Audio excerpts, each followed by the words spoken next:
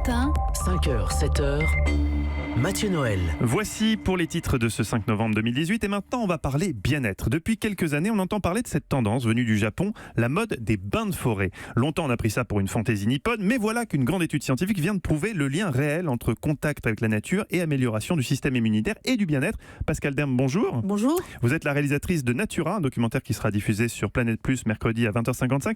Ça fait 7 ans que vous enquêtez sur le sujet. Les bains de forêt, ça marche. Les bains de forêt, ça marche. Les bains de forêt, ça peut renforcer votre immunité naturelle. En fait, c'est cela dont on s'est rendu compte au Japon.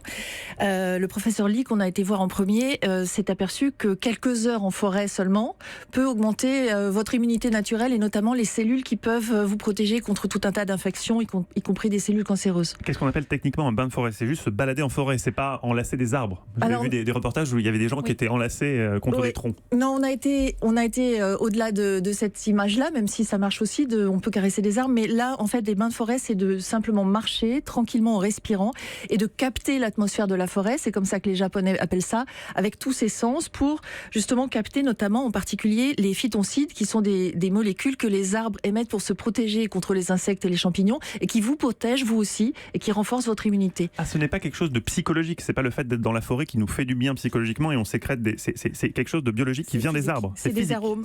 C'est par aromathérapie que ça fonctionne et effectivement c'est totalement physique. C'est ça qui nous a intéressés justement, c'est pas une vue de l'esprit. Eva Rock. Alors en revanche, c'est vrai que la sylvothérapie, si on veut faire court, a des conséquences donc sur notre système immunitaire, mais aussi sur notre mental et notre concentration.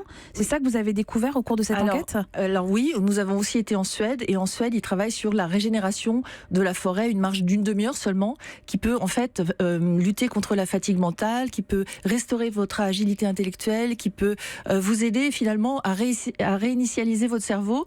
Et ils ont mesuré ça en faisant marcher des étudiants ou des personnes soumises à des tests très importants.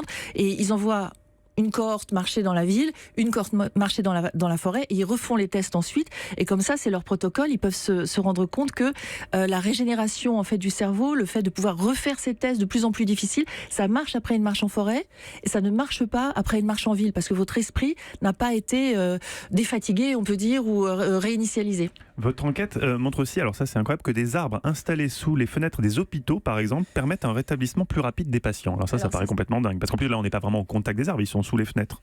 Oui, ils sont sous les fenêtres. Leur présence fait du bien. En fait, ça, c'est une étude dans Science. Ça, c'est une étude de 1984. Vous vous rendez compte ? Et on a été voir la personne qui l'a faite, qui a 83 ans en Suède. Et lui, il s'est rendu compte que les patients dans un hôpital qui avait une chambre sur un jardin, sur une vue, guérissaient avec... plus vite que ceux qui ont la chambre sur le parking. Ils sortaient plus vite. Donc, quand on connaît le prix de la journée d'hospitalisation, c'est pas mal. Et avec moins d'antidouleurs que les personnes qui avaient une vue sur un mur. Et on a été le retrouver. Eva ? Oui, alors justement, toutes ces informations que vous nous donnez ont des conséquences aussi sur les politiques publiques telles qu'on peut les imaginer. C'est-à-dire que l'aménagement du territoire devrait être peut-être refait ou en tout cas repensé en fonction de ce que vous annoncez. Est-ce qu'il faudrait mettre des forêts urbaines, c'est-à-dire replanter des arbres dans les villes ? Alors la réponse est oui. Quand on sait ce que ça fait sur l'esprit, quand on sait que ça peut aider aussi contre la dépression, quand on sait ce que ça fait sur le corps et sur le stress, oui, on se dit qu'il faut planter d'urgence des arbres dans la ville. Et en fait, ça coûte pas très cher. Et alors il y a certains arbres qui sont allergènes, donc on va éviter certains bouleaux, les charmes, les noisetiers, parce que tous les arbres ne sont pas bons pour la santé. Ne pas forcer non plus les gens à aller faire des bains de forêt s'ils n'ont pas envie. C'est quoi le meilleur arbre pour la santé ? Il y a un arbre particulièrement qui a des vertus ? Il y a le Japon, c'est le cyprès japonais. Alors c'est un cyprès japonais, mais on a des cyprès en France aussi qui s'appelle le cyprès Inoki. C'est celui qui a le plus de phytoncides, c'est ces arômes qui renforcent l'immunité. Mais oui, il faudrait mettre des arbres partout dans la ville. Très beau projet, ça serait plus joli en plus. Merci beaucoup Pascal Derme, vous êtes donc l'auteur du documentaire Natura qui sera diffusé après-demain mercredi à 20h55 sur Planète Plus. Merci d'avoir été avec nous sur Europe 1 ce matin. Merci.